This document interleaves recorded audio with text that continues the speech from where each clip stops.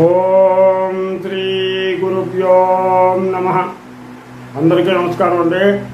ఈరోజు మనం ఐశ్వర్య యోగం శ్రీ లలిత అమ్మవారి 11వ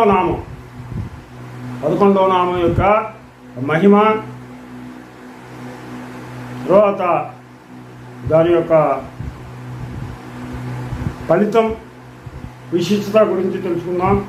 ముందుగా గణేశ ప్రార్థన.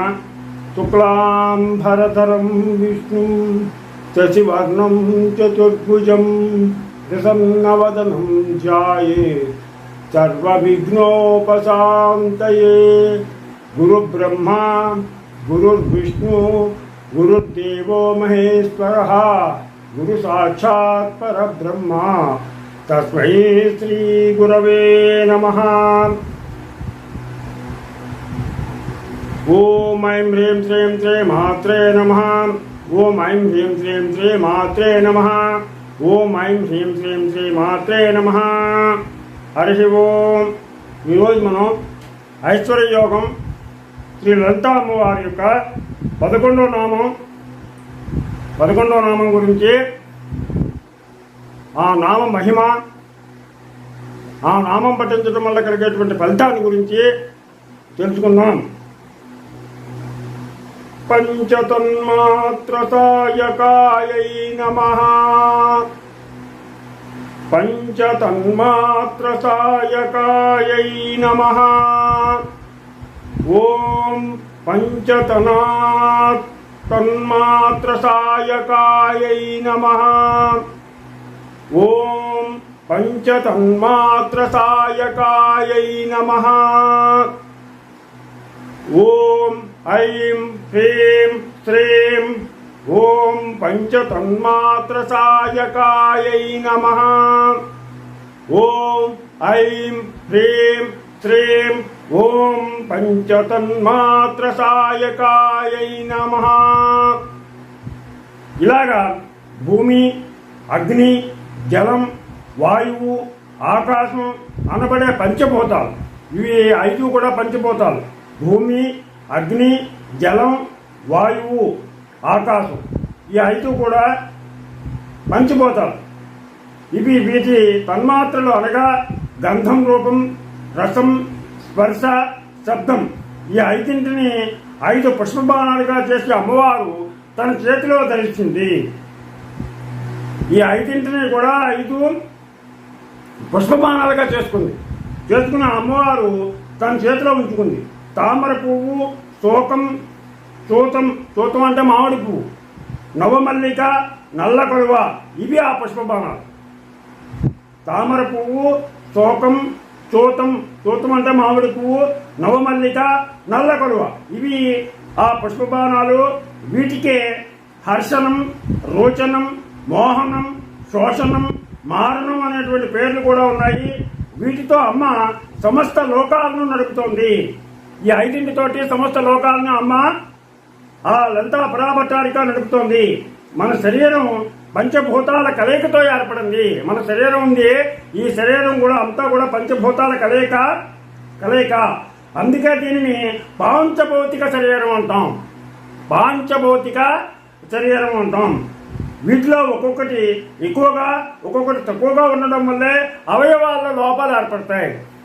ఈ పాంచభౌతిక రూపాల్లో మన శరీరంలో ఒకటి ఎక్కువ, ఒకటి తక్కువ ఉండడం వల్ల మనకి కొన్ని లోపాలు కొంతమందికి ఏర్పడుతూ ఉంటాయి. ఈ తన్మాత్ర లోపం వల్ల చెవుడు, చర్మరోగాలు, దృష్టి దోషాలు, జీర్ణ సంబంధ రోగాలు, ఉష్ణ రోగాలు వస్తూ ఉంటాయి. ఇక పుష్పబాణాలు అనగా వాసనలు. శరీరంలో ఉన్న ఆత్మ శరీరాన్ని బట్టి, పూర్వజన్మ కర్మలను బట్టి ఒక్కొక్క వ్యసనం లేదో వస్తువు కేసో ఆకర్షింపబడుతుంది. ఏదో ప్రతి మనిషికి కూడా ఒక్కొక్క వ్యసనానికి అలవాటు పడిపోవడమో, లేదంటే కనుక దేనికోసమో, ఒక వస్తువు కోసమో, ఒక ధనం కోసమో, లేకపోతే ఒక పదవి కోసమో అలాగా ఆకర్షింపబడుతూ సుఖదుఖాలను పొందుతూ ఉంటాడు. ఇది 5. తర్వాత కాబట్టి సుఖదుఖాలకు, రోగాలకు మూలం పంచతన్మాత్రలుగా సమతుల్యం లోపించడమే. ఈ సమానంగా లేకపోవడం వల్ల మనకి ఈ దురలవాట్లు మనకి వస్తున్నాయి. వాటికి విరుగుడే మనకి ఈ మంత్రం. వాటిని మనం మన శరీరంలో 5 సమానంగా ఉంచుకోవడం కోసమే ఈ మంత్రాన్ని మనం నిత్యం పఠించాలి. నిత్యం కనుక మనం పఠిస్తూ ఉంటే మనకి ఈ రోగాలు నశిస్తాయి. ఏంటా మంత్రం అంటే ఓం పంచతన్మాత్ర సాయకాయై నమః, ఓం పంచతన్మాత్ర సాయకాయై నమః అని మనం ఎన్నిసార్లు వీలైతే అన్నిసార్లు ఈ మంత్రాన్ని పఠించండి. అలాగే ఈ ఫలితం ఏంటంటే ఈ మంత్రాన్ని 27 రోజులు 100 సార్లు జపిస్తే చెవుడు కానీ చర్మ రోగాలు కానీ పోతాయి. అలాగే 41 రోజులు కనుక జపిస్తే దృష్టి లోపం పోతుంది. అలాగే అజీర్ణ వ్యాధులు ఉన్నవారు, తిన్నది సహించక బాధపడేవారు మొదటి అన్నం ముద్ద చేత్తో పట్టుకుని 11 సార్లు జపించారు. మనం అన్నం తింటున్నప్పుడు అన్నం ముద్దను చేతితోటి ఒక ముద్దను పట్టుకుని 11 సార్లు ఈ మంత్రాన్ని జపించి ఆ పైన పూజిస్తే కనుక ఈ రోగాలన్నీ కూడా తొలగిపోతాయి. అలాగే తిన్నది హాయిగా జీర్ణం అవుతుంది. అలాగే మొదటి ముద్దను కనుక పట్టుకుని 11 సార్లు కనుక మనం ఈ మంత్రాన్ని పఠించి లోపలికి తీసుకున్నట్లయితే మనకి ఈ రోగాలన్నీ కూడా నయమైపోయి హాయిగా వికారం తగ్గుతుంది. అలాగే వయసులో ఉన్నప్పుడు క్షణిక ఆకర్షణలతో జీవితం పాడు చేసుకునేవారు ఈనాడు ఎక్కువగా ఉన్నారు. అలాంటి వాళ్ళు ఈ మంత్రాన్ని రోజు 18 సార్లు చేస్తే జీవితం సరైన మార్గంలో నడుస్తుంది. అలాగే తరచూ దుఃఖం పొందుతూ ఉంటారు కొంతమంది, ఎప్పుడు దుఃఖిస్తూనే ఉంటారు. అలాంటి వాళ్ళు రోజు 14 సార్లు ఈ మంత్రాన్ని జపిస్తే కనుక మనకి సుఖం లభిస్తుంది వాళ్ళకి. అందుకని మీరందరూ కూడా చక్కగా ఈ మంత్రాన్ని వీలైనన్ని సార్లు పఠించి సంపూర్ణ ఆయురారోగ్య ఐశ్వర్యాలతో ఏ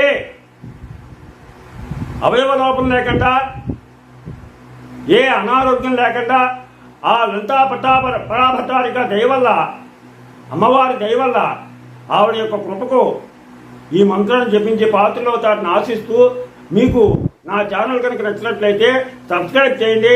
అలాగే లైక్ చేయమని కోరుతూ మీ రాపాక వెంకట ప్రభాకర్.